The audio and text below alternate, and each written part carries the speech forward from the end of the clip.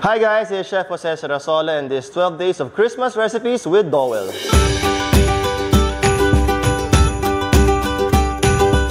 Today naman gagawa tayo ng beef salpicao, of course using my Dowell induction cooker.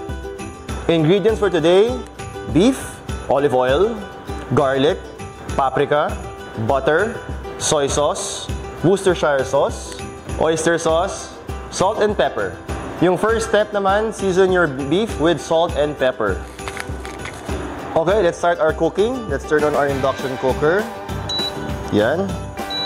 18 para medyo mabilis siya uminit. The good thing about our induction cooker, napaka user-friendly at sobrang daling gamitin sa mga bahay ninyo. Butter.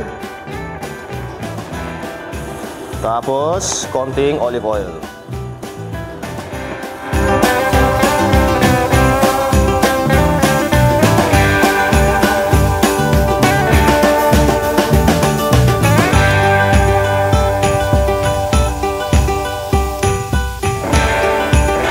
At ayan, our beef looks really good. Since beef tenderloin siya, yung lutong process lang, mabilis lang dapat siya. Kasi usually pag beef tenderloin, you don't want to overcook your beef para hindi siya maging dry.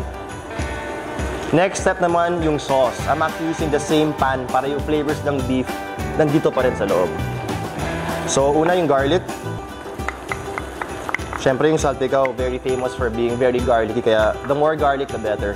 Konting gisa lang tayo for a few seconds, pero huwag din ganun katagal para yung bawang hindi masunog. Pag medyo brown na yung bawang, I'll be adding my paprika for that red color. Add din ako ng konting soy sauce, not too much. Add na ako ng Worcestershire sauce or steak sauce. And then syempre yung last part, konting tamis yung oyster sauce. Alright, let's give this a good mix. Gusto ko lang mag-combine yung sauce ko with our garlic. Ayan, you can really smell yung aroma and flavors ng soy sauce, ng oyster sauce, and yung steak sauce natin. Okay, my sauce is ready. Now, time to add back your beef sa pan. And since luto na yung beef natin, hindi na siya kailangan luto na matagal. Gusto ko lang talaga mag-incorporate yung sauce into our beef. At ayan, luto na siya. Our beef looks really good. Talaga naka-coat niya yung sauce niya around it. Time to plate. Yun, no? Looks really good. And syempre, cooking made easier with my Dowell induction cooker. Napakabilis ng proseso at napakadaling gamitin.